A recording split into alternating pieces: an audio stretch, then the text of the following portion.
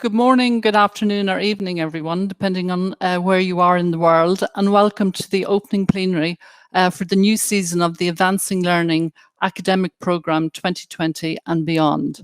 I am Mary O'Connor, Chief Product and Marketing Officer at Macmillan Education, and it's such a pleasure to see so many of you from around the world today to help us kick things off. 2020 has been a year I think none of us will forget, and we want to make sure you, the teaching community, will leave it stronger and more capable than you were at the beginning. Throughout this year, we've been asking teachers around the world what challenges they were facing and what help they needed to overcome them. At Macmillan Education, we responded with the Distance Teaching and Learning Hub, which gives you the resources and training you need to help teach in an online environment. We also developed fully flexible courses, which enable you to teach online, face-to-face, or a hybrid of the two. And finally, we launched the global research program, the Index program, Insights Index, which Frederica referred to earlier, which aims to get feedback from teachers to provide you with the most up-to-date tools to teach your students. Now, we want you to know that we will continue to listen to your needs and respond to them through the Advancing Learning Academic Programme. Later on in the session, Will, who you've met, our Teacher Training Manager, will take you through what you can expect from us over this academic year as a result of our surveys. And I can tell you it's very exciting. Actually, I got a sneak preview last week from Will. But before then, let me tell you what we're actually going to do in this session. First, writer and teacher trainer Chia Swang Chong will be celebrating your achievements over the past year. We want you to know again that we've been blown away by the overwhelming efforts you've actually all made to ensure that your students can actually continue on their learning path through these circumstances. Judging by the sheer numbers of you who accessed our materials and our training, you've just showed huge determination and resilience. And again, we couldn't be more proud to be part of this community. After Chia, author and teacher David Spencer will be exploring how one thing, among many others, have developed the teaching community, and that's change. Dave will be talking about what you can do and actually maybe even have already done to react in a positive and a powerful way. So that's it from me. I hope you actually enjoyed this session. And if you have any questions, make sure and drop them into the chat box and we will deal with them at the end of the session. So I think it's now time for me to hand over to Chia. Chia is an award-winning materials writer and teacher training. She's very much part of the Macmillan family and is a regular presenter of ours at these events. It's with great pleasure that I introduce you to Chia. So over to you, Chia. Thank you so much, Mary. I'm really honored to be here today to open the new season of Macmillan's Advancing Learning. Hello, everyone. It's great to see that so many people from so many different countries are here today, and the numbers keep going up. To those watching us on Facebook Live, welcome. How has your 2020 been? In the chat field, if you could perhaps insert an adjective to tell us how your 2020 has been while I open up this presentation.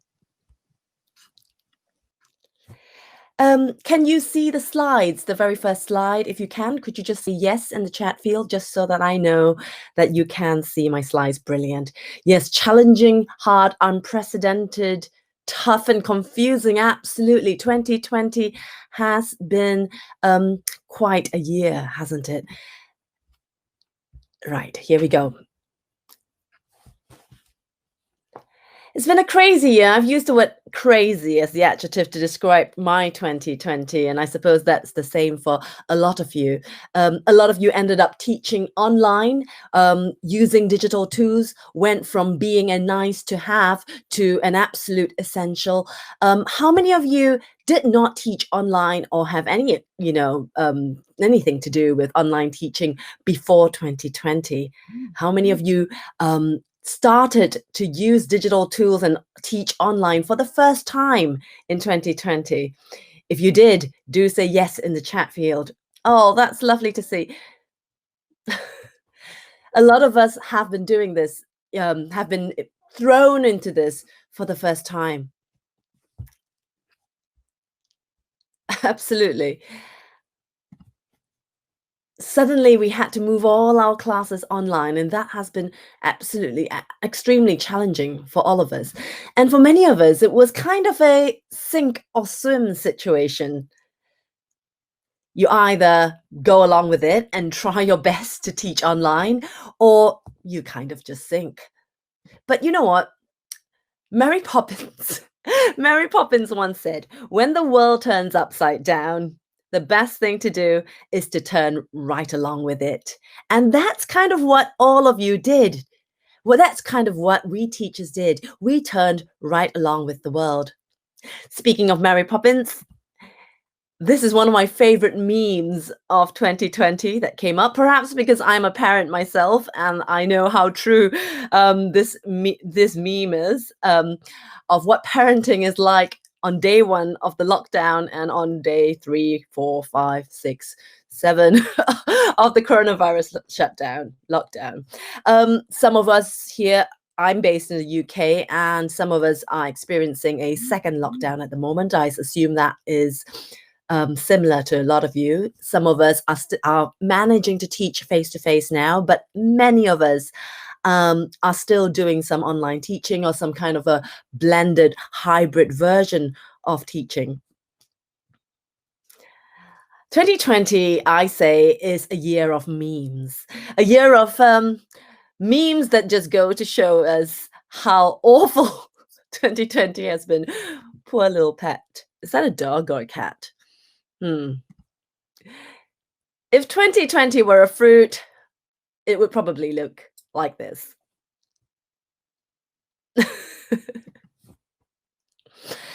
But if the world turns upside down, we turn right along with it. When 2020 gives us bad memes, we get our students to make their own. This is an example from Rosa Maria Caffio. Thank you so much for sharing with me some of the very innovative and creative ideas that you came up with during this 2020 lockdown, during this mad period. Rosa Maria got her students to make their own 2020 memes. This is one that one of the students made to illustrate the use of the past continuous. Well done. This is one of my favorite ones from Rosa Maria, practicing the present perfect continuous and the present perfect. I love this.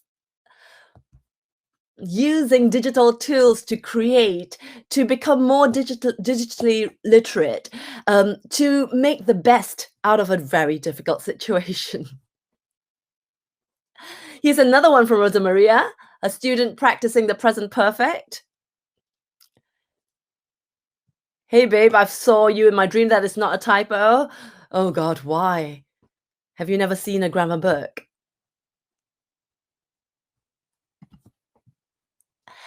"2020 might have been difficult, and you stressed and you panicked alongside all your students. But you thought you'd take the opportunity to get them to practice these negative adjectives. You taught them words like stressed and embarrassed and overwhelmed and disappointed. Because when life hands a teacher lots of negative adjectives, what do? Hey, we make word clouds. This is a contribution from Catherine from her class in France.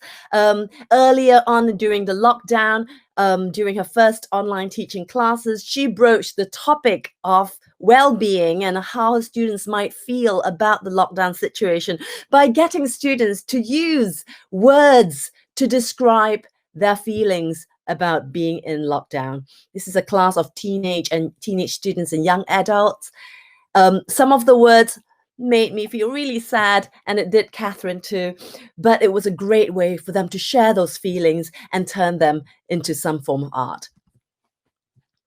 Sandy Millen shared this wonderful idea with me. In one of her lockdown classes, she made use of the fact that she was online and therefore had the ability to change her profile picture. So after a break, the students came back to find her profile picture turned into a profile picture of the rock. She changed her username, and then she used a voice changer to imitate the voice of the rock. The students were not convinced, but they were very confused. They started to go online and search for questions about the rock, information about the rock that they could ask her to try and catch her out. They wanted to figure out if she was for real. And the class turned into one of laughter, great communication, and lots of trust and rapport building.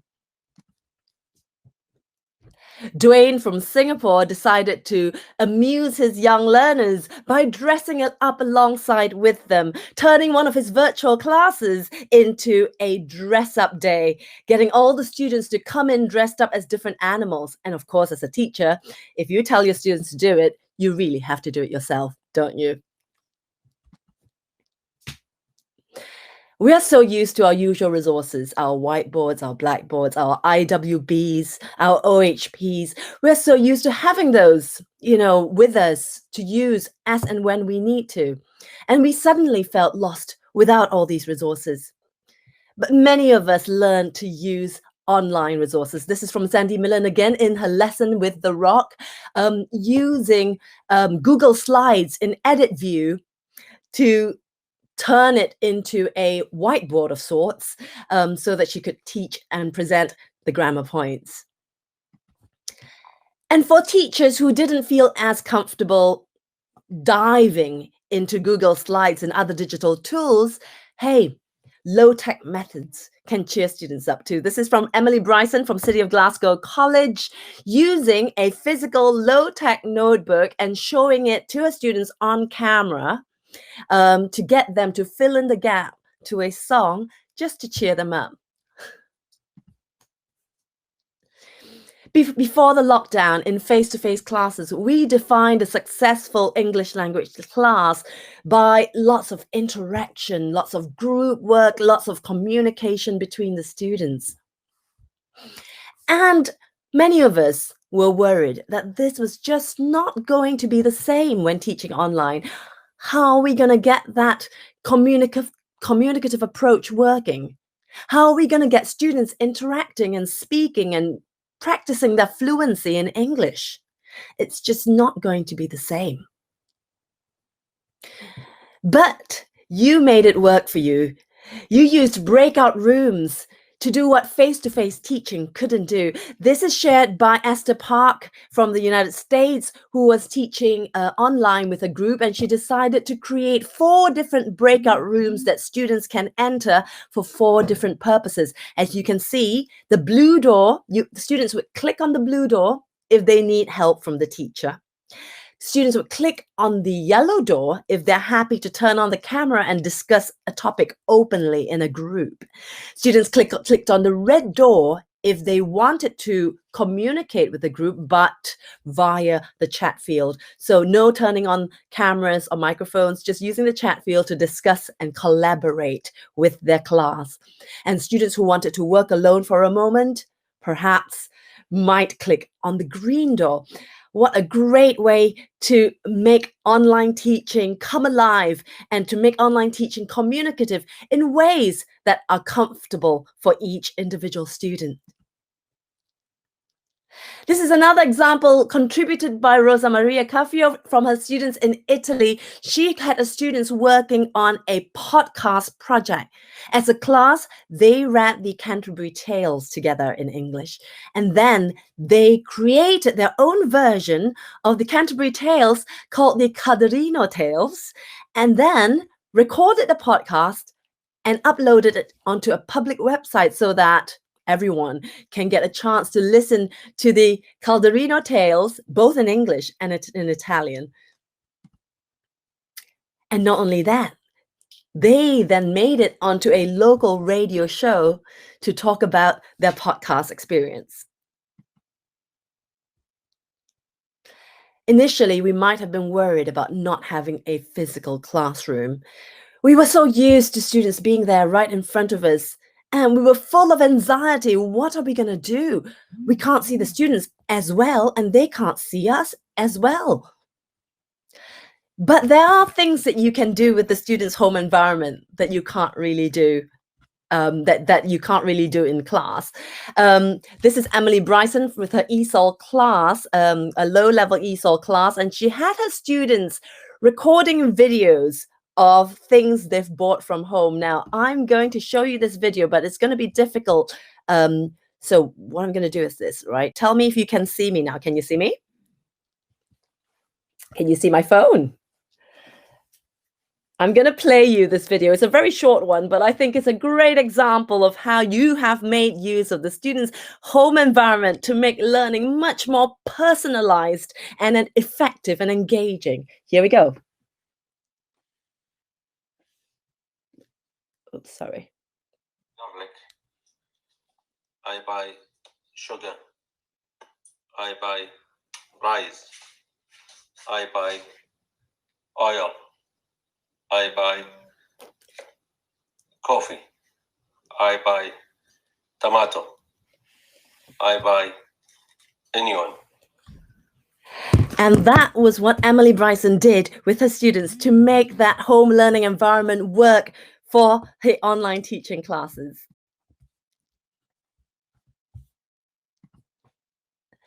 Another example from the City of Glasgow College, this is Rosie Quinn using little bits of food she had at home to create a little portrait of herself. She modeled this for her students, explaining why she's chosen cereal, blueberries, strawberries, and pasta because although she's Scottish, she loved going to Italy. And then she had her students do the same to pick out food items they could find from their own home, take photos of it, and share it with the class.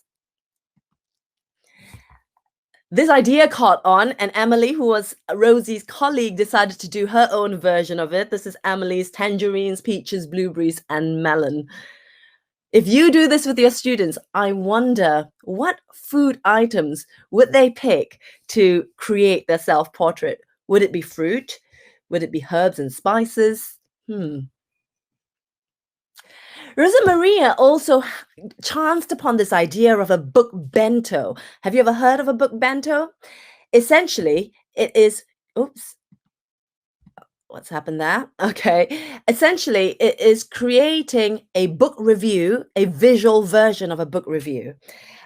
This is a reader called Studio 5 that her student Emma Ferry read, one of her graded readers, and she's created a book bento using a microphone, CDs, and items that are featured in the story to give a summary of what the story is about.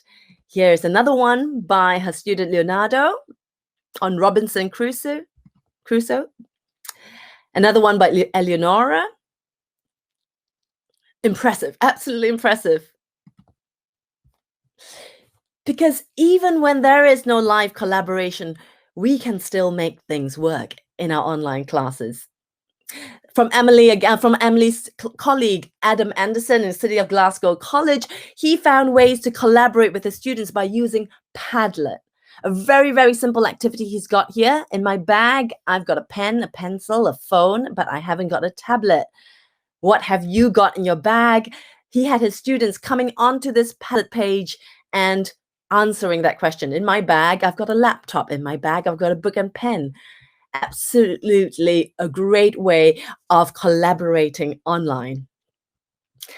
This is Melanie Johnson from the United States using Padlet in a more complex way with higher level students, getting them to think about product innovation and getting them to brainstorm ideas based on certain products that she's placed. Another great tool for brainstorming is Stormboard because, hey, if we can't meet physically to use Post-it notes, we can always do virtual Post-it notes on Stormboard. Because after all, when life gives you lemons, what do we teachers do? We make lemonade. Every single one of you, you are 2020's superhero. Not because you are a technical wizard, but because you showed that what you do so well in the face-to-face classroom, that expertise you have in face-to-face teaching, you can do it too in a virtual classroom. Because you made what was abnormal seem normal for all of us, for the students who needed some form of normality, who needed something to hold on to, a reference point to make the reality seem a little bit more normal. You did that for them. These skills and tools you've learned to use you might have discovered them in 2020, but they were not just part of 2020. Many of these things will go on to shape the future of English language teaching and learning. Having done the supposedly insurmountable, having climbed this huge mountain, having decided to swim and not sink, you have also prepared yourself to teach in this new world of English language teaching.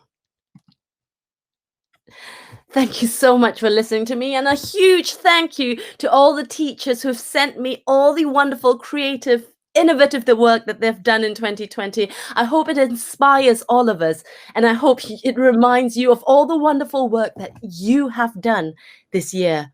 So give yourselves a huge pat on the back, because you really deserve it.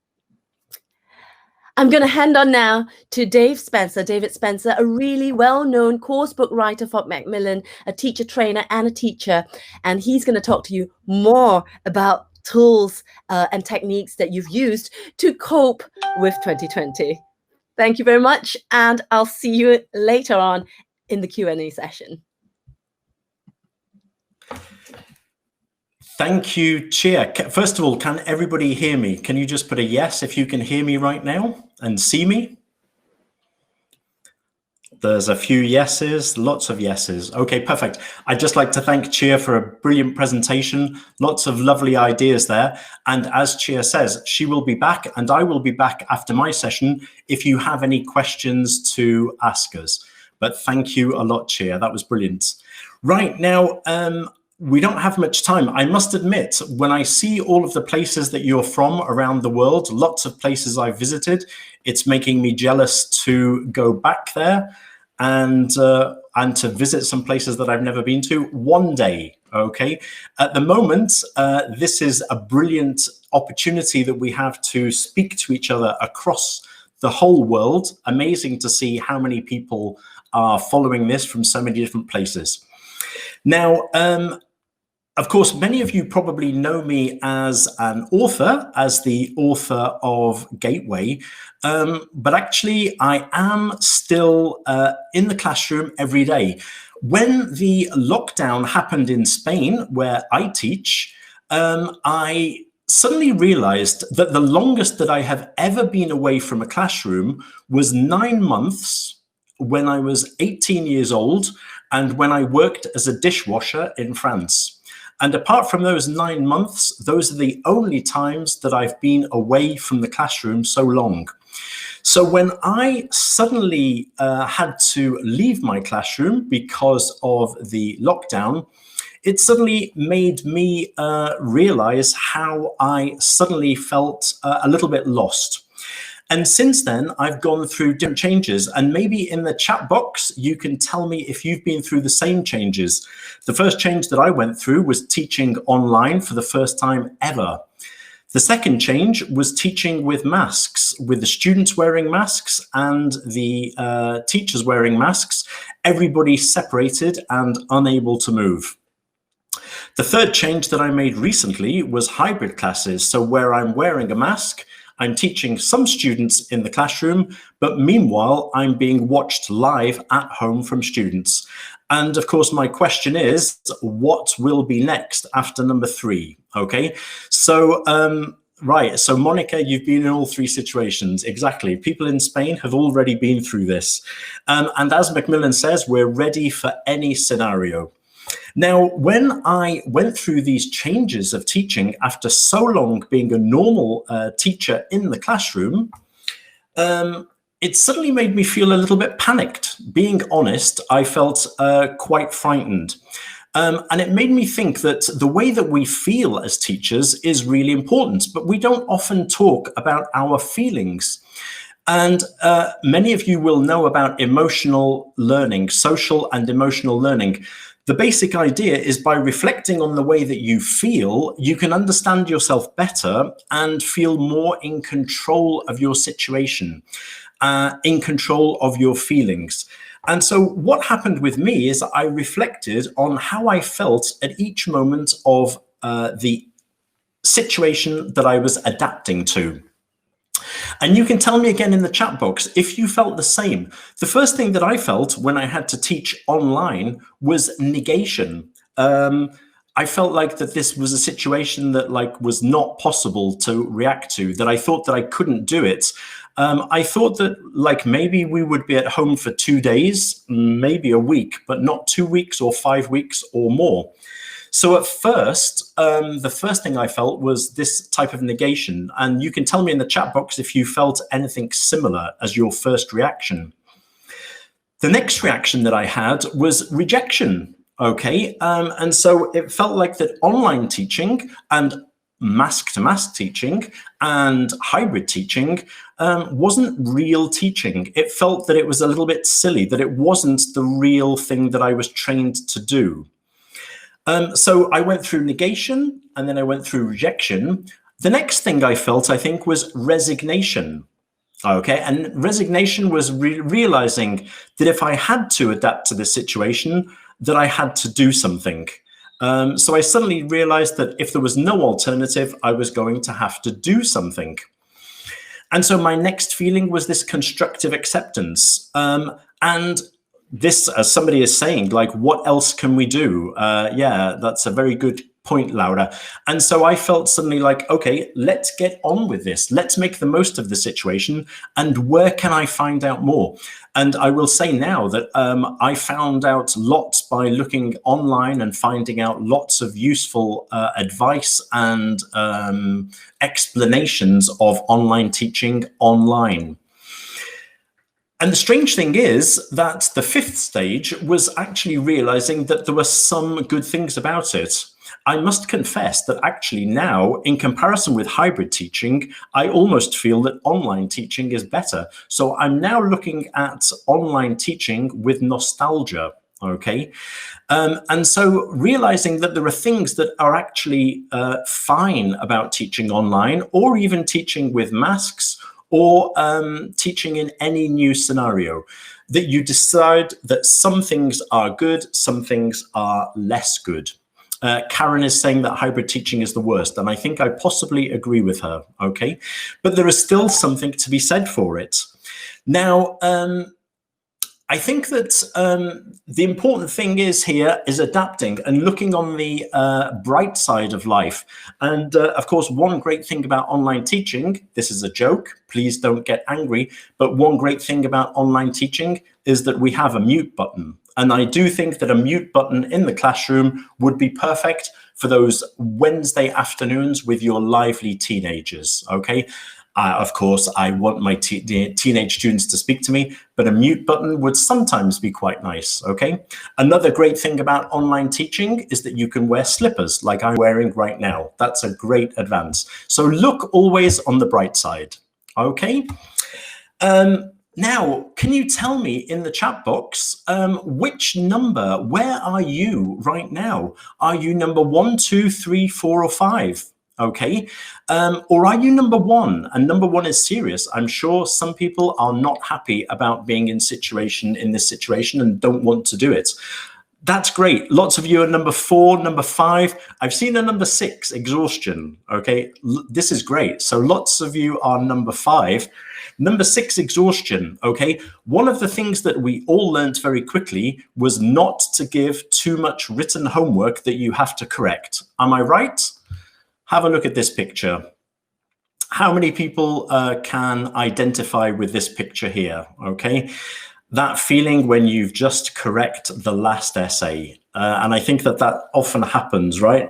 That we set a lot of work online and then we realize that we actually have to correct it afterwards. Remember. Now, looking at the bright side of 2020 and looking beyond, I do actually feel really positive about my teaching situation for different reasons. One reason is that I've realized that I have learned things. I've learned probably more about teaching in the last 3 or 4 months than I have learned in the last 3 or 4 years. I knew about online teaching and online platforms, but I'd never actually used them. And having to use them meant that I learned a lot. And I think sometimes as teachers, we might feel that there's nothing new to learn, but of course there always is. So we can always learn, and we can always learn new things. And once we learn them, I think we feel positive and confident that we've done it. Secondly, there are lots of new skills and techniques and things that I call superpowers, which I think that we have also picked up. Here are some of the superpowers that I have acquired recently. The first one is identifying the tops of students' heads and the ceilings. So that's one superpower that I have suddenly learned. I'm sure that you're the same, teaching online. Another superpower is identifying spelling mistakes from typos. So writing, people usually spell it with 2 T's. That is a spelling mistake. Writing this, I think, is a typo. Okay, so that's my new superpower. Teaching in a classroom with masks is a new superpower, and I've suddenly realized that I can make lots of gestures. So when I go like this, it means what? If I make big eyes, it means you've said something very strange. If I go like this, it's funny. If I go like this, it means I cannot hear a word that you are saying, which is very, very common in a class with masks. And I'm being serious. If you're teaching in the classroom with everybody wearing masks, it's pretty difficult to hear anything. Yeah, exactly. A new type of sign language. Absolutely. Now, another reason I think to feel positive is that what I realized most of all is that every change is not starting from zero. I'm not starting from zero in this situation. I'm adapting the things that I already knew. And I had some moments where I suddenly felt better about online teaching because I suddenly realized that all of the tricks and the tips and the games and the activities that I knew were still valid. So I call these my light bulb moments. And we're going to do 3 quick activities that I would like you to join in, please. The first activity, this is a warmer that I have always used in the classroom, and I suddenly realized that this activity was just as good in a chat box as it was in the classroom. In this activity, okay, it's just say yes. What you have to do is in the chat box, you have to ask me a question which is grammatically correct, and you will get 1 point if the answer to your question is yes. If my answer is no, no points. So ask me a question. Any question? Is your name Dave? Yes, it is. Do I like teaching? Yes, I do. Are you a teacher? Yes, I am. Are you sitting on a chair? Yes. Are you a man? Yes. Are you happy today? Yes. Am I British? Yes. Am I the author of Gateway? Yes. Am I having a cup of coffee? No, I'm having a glass of water. That was a no. Okay. Do I teach online learning? Yes, I do. Are you from this planet? Yes, I am. Are you from this planet is a great example of a question where the students think they are winning, but actually I'm winning because they're practicing their English and using English at the same time. It's a very fast activity in the chat box. It's a very active activity, and it's a good way of practicing questions. And why not start your online class tomorrow doing something similar? Let's see another activity. This is a vocabulary game for the chat box. In this activity, I'm going to give you a category of words, and you have to give me a word in that category.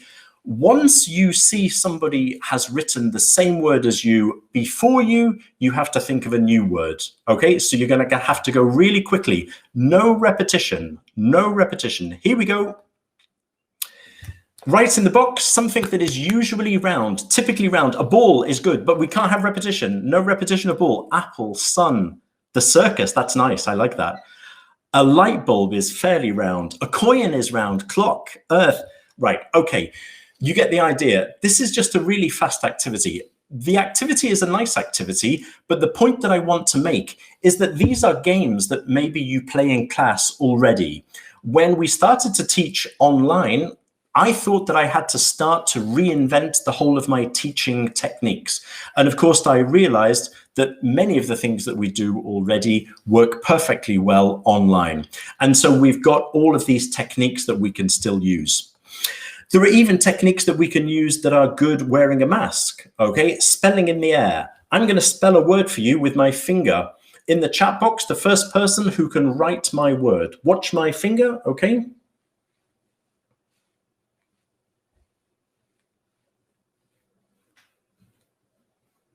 Anybody got the word? Yes. Who was that? That was very quick. Right, now, I want you to imagine walking into the classroom, everybody is wearing masks. It's difficult to hear people. It's difficult to follow sometimes. A little activity like this is a great way of revising vocabulary. Basically, the little games that we have, the little techniques that we have, I'm convinced that it's a question of simply thinking about how we can adapt these ideas so that we can use them in a different way.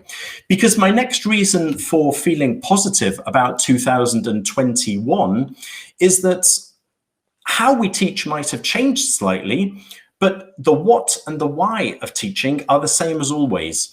Why are we teaching? To help our students to acquire English, to communicate with English, to do it in many different factors, in different aspects of life. Why and the what is all a question of relationship between students. Maybe the relationship now, instead of being face-to-face, is online. Maybe it's mask-to-mask. But basically, all of these different mediums are helping us to do the same job that we have always done before. And my fifth reason for feeling positive about 2021 is this expression in English, which I think is a perfect expression. We live and learn.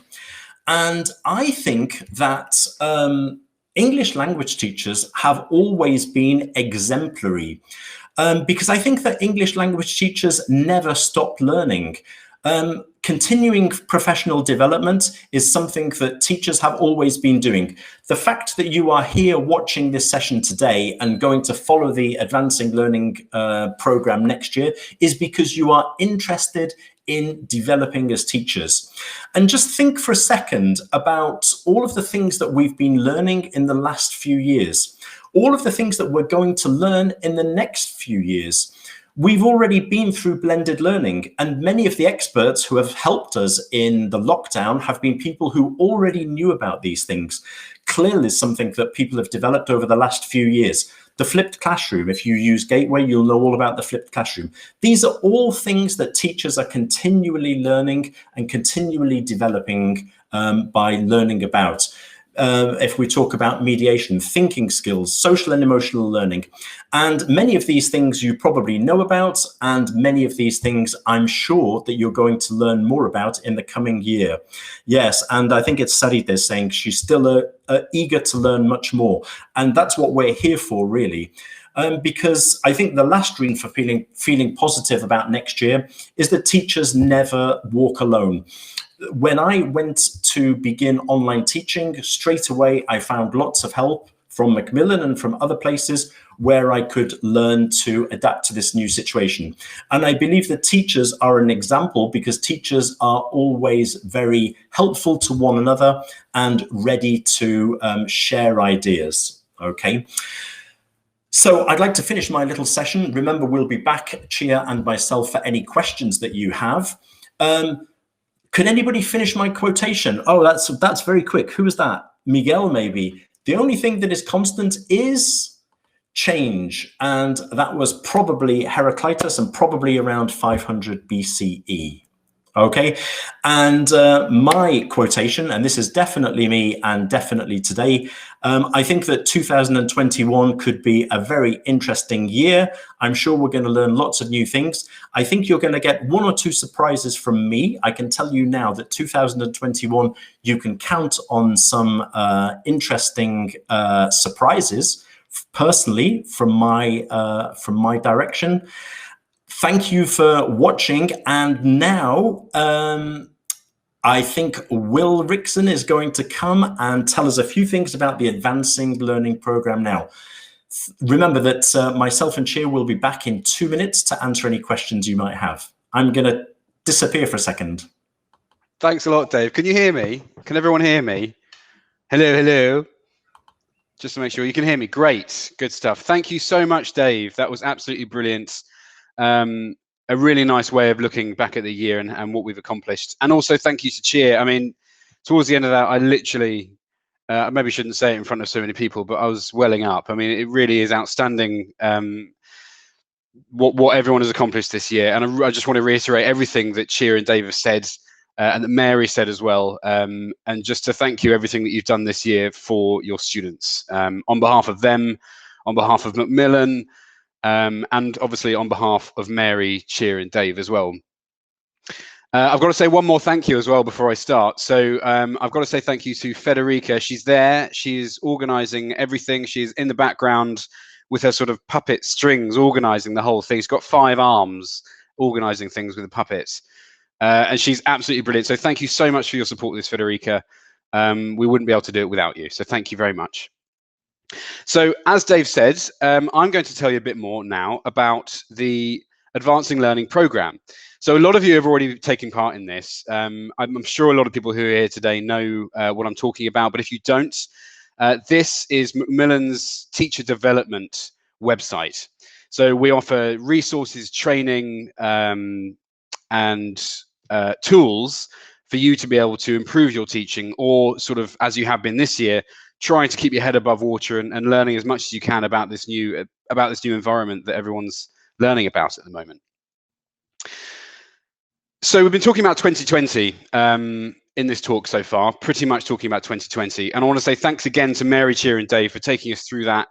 Really heartwarming to hear everything that everyone's been doing this year. They have just really nicely told you about a lot of the amazing work you've done and the challenges that you've had. But I want to change that conversation now. I think it's really important for the teaching community to not forget. I don't want to forget, and I don't want to, I think move on is probably the wrong word. I just want to take a moment to realize how far we've come and how far you as a teaching community has come, and start to look forward now. Not 2038 specifically, but just look forward to the future and know that everything you've done this year, it was not just a quick rushed reaction to learn how to do that and do the best for your students. It's something that you're going to be able to take with you forever now. This has fast forwarded the ELT world and it's taken you with it, and you've done all that work. So what we want to do is help you with that moving forward. We're going to give you a promise, and we showed it in the video earlier, but I want to say it to you again. We want to be your partner in this. So our promise is, whatever your teaching scenario, wherever you are, and however you want to develop, and when I say wherever you are, I don't just mean the country, I mean the exact position. I'm going to tell you a bit more about later. I mean, are you on the train? Are you at work? Are you in Brazil? Are you in China? Are you in Newcastle?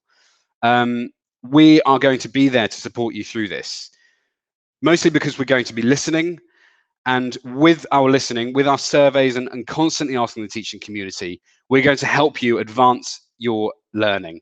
And I'd like to take you through a little bit now about how we're going to do that. So I'm going to take you through now some new ways that we're going to be giving you teacher training, development, resources and tools. Before, as I'm sure a lot of you know, we've been doing lots and lots of webinars, and we've been doing lots of blogs and all sorts of teaching resources and tools to help you. But now I want to take you a little bit looking forward about what we want to give you over the coming year. These are our new initiatives for the Advancing Learning Programme, and they are all with your convenience in mind to help you, whatever your teaching scenario and wherever you are, whatever you're doing at that particular moment. These are the things that we want to give to you. So at the moment, we've already done the Advancing Learning Cafe. I hope some of you already come to that. We hold it every 2 weeks. It's a 10-minute session, really quick, to help you nip in and out of your teaching, or when you go to bed, you just want to watch something or listen to something for 10 minutes. They're really quick, really focused on giving teaching guidance for you to go straight into the classroom with nothing really either side of it. It's just those solid teaching tips for you. We've also got the Advancing Learning blogcast, which officially opened quite literally 1 hour and 15 minutes ago. And that is basically, it's a blog, but it's the author reading the blog. So as I said earlier, when I was talking about wherever you are, I really mean it. If you're on a train, if you're in bed, if you are climbing a mountain, you've got your headphones in, you can listen to the blogs instead of reading them. On top of that, we're going to have plenty of podcasts for you. So interviews with authors, interviews with experts in the industry, conversations between various different people, and they'll be coming your way in the coming academic year. We've also got our blog and our webinars. As I said earlier, that is something we will never end, we'll never stop doing. They are the backbone to the program. So keep your eye on macmillanenglish.com to keep up with whatever we've got coming. So the academic program is built with your convenience in mind. We very much wanted to make sure that it's easy for you, depending on your particular scenario, what particular area you wanted to learn about and develop in. So this year, we have split the academic program into 5 key areas. You can see them on the screen. We have advancing students' global skills, advancing inclusivity, advancing assessment for the future, advancing digital teaching skills, and advancing teaching skills. I'll go into a little bit more detail about what they are in a minute. They've been built based on the feedback we've had from you and the help and the guidance that you feel you would need to keep moving forward through this period that we're going through and onwards from there into the future, 2028, if you like. Maybe 2058, you never know. So I'm going to go into a little bit more detail about what these are and what sort of things you can expect from them. So students' global skills, the first area. Within here, you'll find webinars, blogs, blogcasts, podcasts, advancing learning cafe sessions, which will help you arm your students with the skills and the language they need as they advance through life.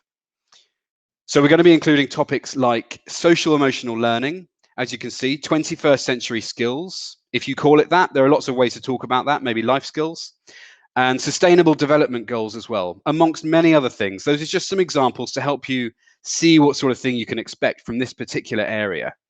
This area will give you the guidance and the tools to take straight into the lesson, really importantly, to take straight into the lesson, making your lives easier and making your development more successful. The second area, advancing inclusivity, is now more than ever, we need to help our learners feel, in my opinion, we need to help our learners feel that they are an integral part of this world, and a world that is vastly different to what it was a year ago. And I think the trend from this year, what has happened this year in ELT, has really cannoned that. It's really going to help those students understand where we are in this world, purely by the technological advances and the advances in you teachers and what you've been doing to improve yourselves. So some example topics you'll find here are a differentiation, collaborative learning, and global citizenship, just to give you a few examples there. Next, we've got assessment for the future.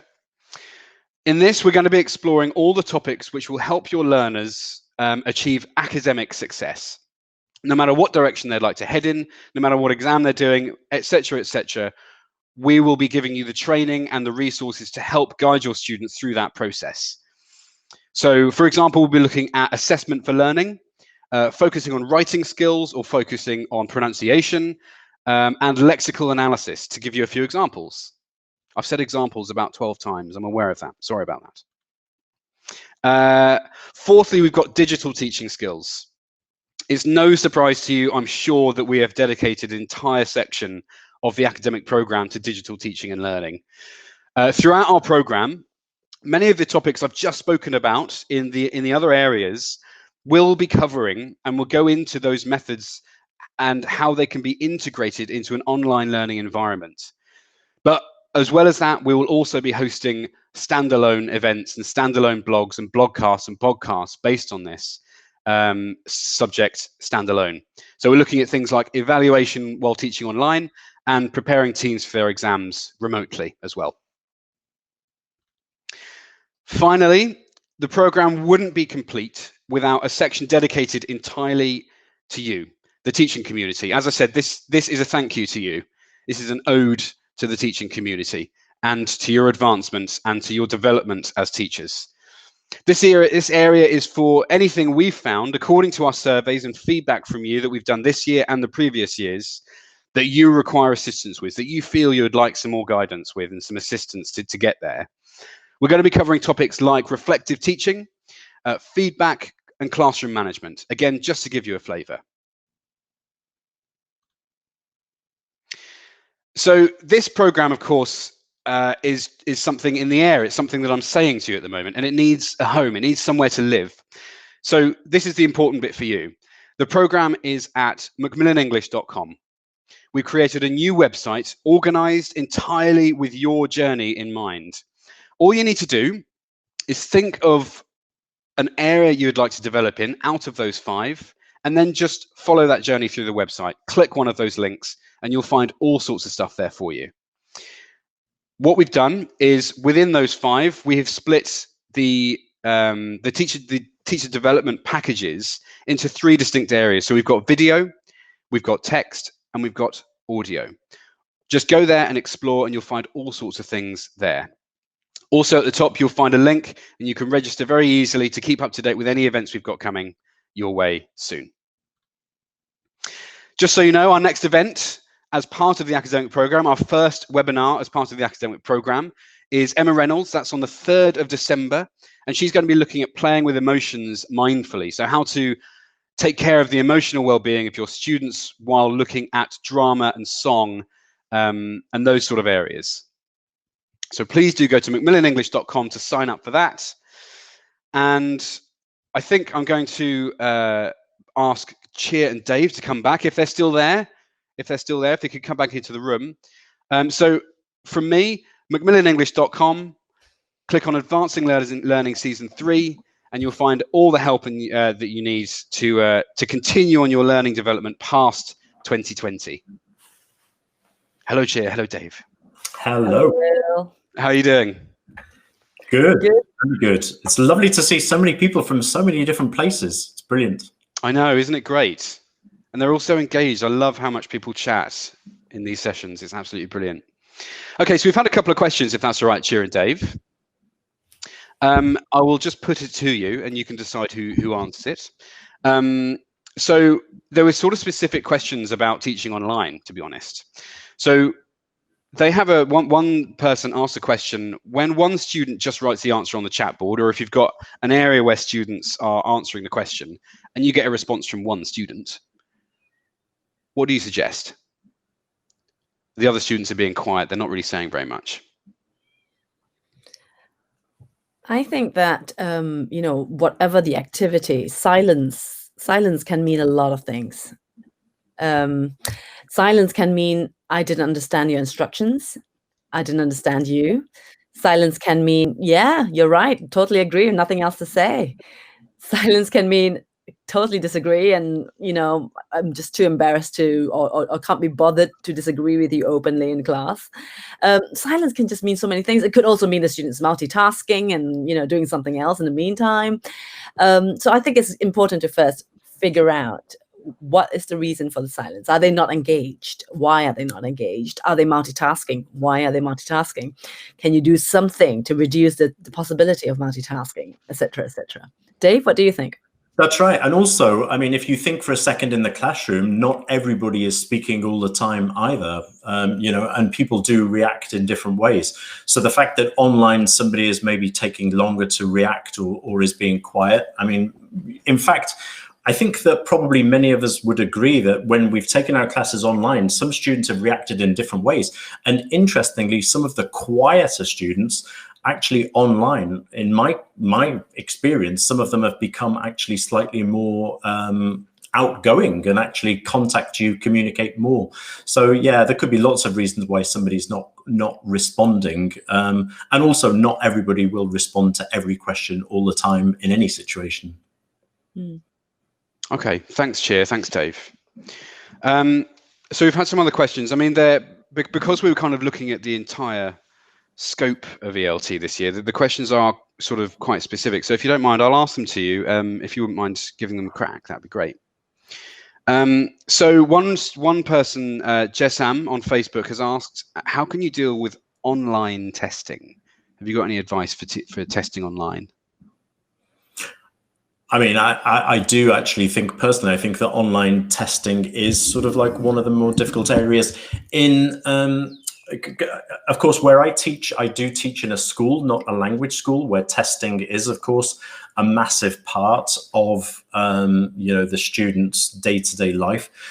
We've tried to deal with it in different ways. I think actually, I mean, giving a very vague answer, I would say that I think that we all have had to give a little bit of leeway in terms of testing, so that we're testing in a similar way to we did on face-to-face, but being a little bit more understanding of the situation that students are in. But it is true. I mean, for example, I teach with teenagers who they can cheat in a classroom and they can certainly cheat online, but there are certain things that, that we have to sort of accept in this period. Also responding or sort of trying to encourage them to respond as well as they can to the situation and to do the things as best as they can. But yeah, I think online testing is something that is sort of like a very tricky area. I don't know if Chia, you have any ideas? Yeah, I think it depends on what kind of testing you're talking about. So if you're talking about like discrete item tests, then I see what you mean about the cheating. But I think we must also remember that we are English language teachers. So, what we should be assessing is their communicative competence. So in that sense, I think, the formative tests that we can use, putting students in breakout rooms and, students might not know they're being tested, but you going around with your notebook and really assessing how they're speaking, how they're writing, the kind of language they're producing. So don't mean to plug my own webinar, but I did do a webinar about assessments for Macmillan. So do go to the Macmillan English webinar archive. You'll find a webinar about assessments there, and a lot of the techniques you could use face-to-face or online. Great. Thanks, Chia. Thanks, Dave, again. Okay, so another question. We have had quite a few, so I'm just going to have to choose one. So Dora has asked, do you have any suggestions on how to work with big groups? I'm going to assume this is while you're teaching online. So if you've got a class of 35, for example, or more, have you got any advice on how to manage that? I mean, my classes are 20 students, and it is already sort of verging, on the tricky. I think that, I think in that situation, apart from, you can do your video conferencing, I would say actually, like, I think the first thing that I learned about online teaching was the pacing of setting of work. And I think with that number of students, you need to have a very clear idea of your calendar about how much you're going to ask them to do each week, so that that's manageable, easily manageable, in the sense that you don't want to lose students. I mean, I think the worst feeling about online teaching with large groups is that, yes, you've got like your core group of students who will follow you, but meanwhile, you're losing a lot of the other students. And I think the easiest way to lose your students online is setting too much work in too little time. And again, as a teacher, I teach in a school, not a language school. If I give lots of work to my students and the history teacher is giving lots of history lessons and the biology teacher is giving lots of biology, in the end, these students feel as if they are bombarded with work. And so, I think the only thing is trying to, divide work into easily manageable chunks. And obviously keeping in touch, maybe asynchronously, so you're not actually video conferencing, but that you're following their progress individually, but that they don't feel as if they're lost. I can see a question from Vutha there talking about what to do if the students are mixed level. And I think it's the same thing, that if we're not, we can push the good students further, but I would say that in this situation, we need to keep as many students with us as possible, which, it sounds obvious, but I think that, by dividing work up into easily manageable chunks, that for me would be the key to keeping a large group together. Great. Thanks, Dave. Chia, did you want to add anything? Yeah, the temptation with online teaching is to make things kind of teacher-centered. It's easy to present online and make it about you. It's easy to start an online lesson and be talking for 10 minutes without any interaction with students. So I think it's really important when you're teaching online, especially with large classes, to go straight into an interactive activity. If you catch yourself talking for more than 2 minutes, stop.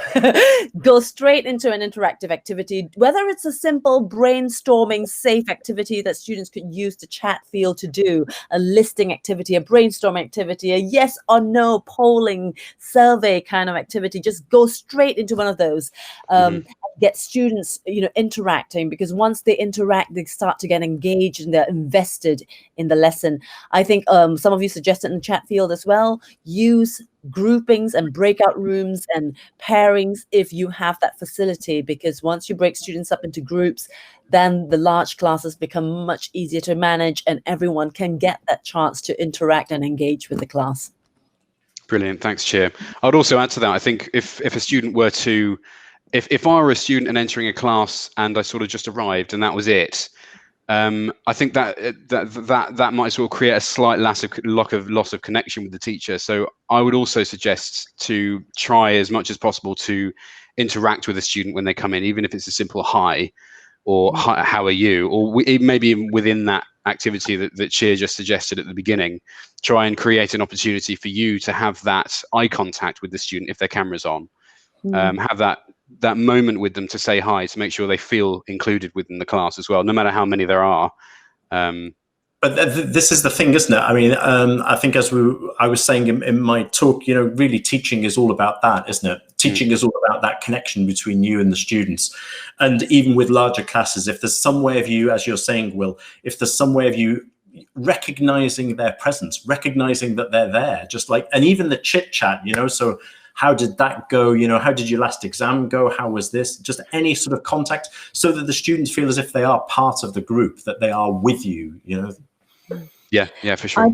I do a lot of business English training, and even before the lockdown, I do a lot of communication skills training. So I train business people to do virtual meetings effectively.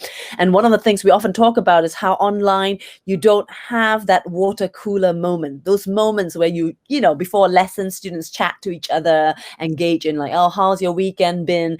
And you don't really get that online. So one important thing to remind yourself of is, if you're teaching online or you're doing online meetings, you have an online team, build trust quickly. You need to find ways to build that trust quickly. And you do this by asking genuine questions. You do this by scheduling and organizing the class, if possible, to talk about themselves. Everybody gets, say, 10 seconds to tell us, to update us with how they're doing at the moment. 10 seconds. Okay, Dave, you start, go, etc., etc. And I think if you organize those water cooler moments, those things that might happen naturally in a face-to-face situation, you've got to really schedule that into your lesson this time. Yeah. Okay, well, I think we've got time for one more question, if that's all right with you two. You got time for one more? Of course, yeah. Okie dokie. So there's been a couple of times I've seen a question come up about cameras. I don't know if there's an objective answer to this. I don't think there is an objective answer, but they're asking you about, what do you do when a student doesn't want to put their camera on? Yeah, I think this is a really difficult question, and I can't really answer it in the sense that my school has a policy. And I think that I know that I could talk about what I think is right or what I think is wrong, but my school has a policy where the camera is on. I teach teenagers. The policy is that the camera is always on, because it's the only way that we know that they are actually there. And I know I've been reading recently people feeling about, forcing students who maybe feel vulnerable, etc. My school has the policy where we have to, because we just don't really know if they're there or not. So in fact, I have no choice, basically. I don't know how you... Turning the camera on is a great way of making sure they don't multitask, because it's much easier to multitask and do something else when you think, you're not being watched. Yeah.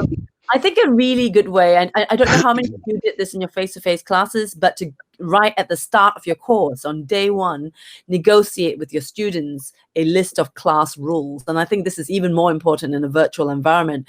Okay, you don't tell them what the rules are. You ask them, you know, what do you think is a reasonable set of rules we should follow when we are when we are in a live lesson online? And you get students to negotiate and come up with a list. You know, draft a class contract where everyone has to put their name to and sign.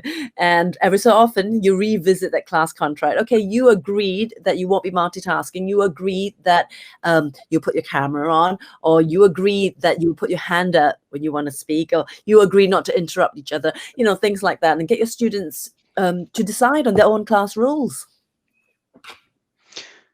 Great. Well, thank you very much, Chair. Thank you very much, Dave. I think we're going to have to call an end there. So, of course, I'm going to thank you again. I just thanked you very quickly, but I'm going to thank you a slightly more longer time now. So, Chair, just to say thank you so much for the effort you put into that talk. Genuinely tear-jerking. It was just so lovely to see all of the things that everyone's done, and the, you know, it's just the challenges that everyone's faced this year. It's just been so overwhelming, and more overwhelming is how they've reacted to it. So thanks so much for putting it together in such a nice way and such a cohesive way for us to see all the achievements of the year. Thanks a lot, Chair. Thank you for having me. Pleasure. And Dave, thank you very much for covering a subject which I think is probably close to everybody's heart here. And it was really important, I think, to focus on change and what people are doing and how they've reacted to everything this year, and also helping, I'm sure, that particular slide when you asked people to say where they were on that scale. I think that was probably quite eye-opening for a lot of people in this room. So thanks for giving them the chance to think about it as well. And also, just I must say that being back in the classroom, and I say this to everybody who's watching, if you are back in the classroom, try and stay as safe as possible, because it's not actually a joke. You know, we are probably feeling quite vulnerable as teachers, and I know there are some teachers from Spain who are following this who I know are in the classroom, and it's really important for us to stay as safe as possible, and our students to stay as safe as possible as well. I'll absolutely second that. Thanks a lot, Dave. So everyone, thanks very much to you, of course, for joining today. I hope you've enjoyed it. I hope you've learned something, and I hope you've managed to see everything that you've accomplished this year. That's what we wanted to be here for, to share with you.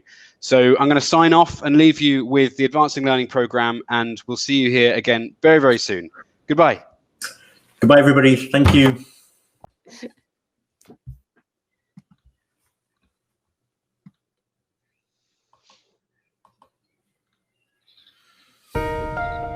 (2020), the year English language teaching leapt forward a generation.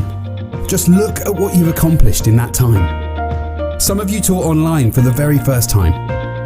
Some of you hadn't even heard of video conferencing tools. But all of you supported your students when they most needed it. We at Macmillan Education would like to thank you for all you've done this year by inviting you to take part in our new Advancing Learning academic programme. With training, advice, and resources that will help you be the teacher you want to be, we make this promise to you. Whatever your teaching scenario, wherever you are, however you want to develop, we will listen and we will help you advance your learning. Earlier this year, we asked thousands of you what you needed help with, and with those responses, we've organised a development programme into 5 key areas. Advancing students' global skills, advancing inclusivity, advancing assessment for the future, advancing digital teaching skills, and advancing teaching skills. To take part, register at macmillanenglish.com and we'll do the rest.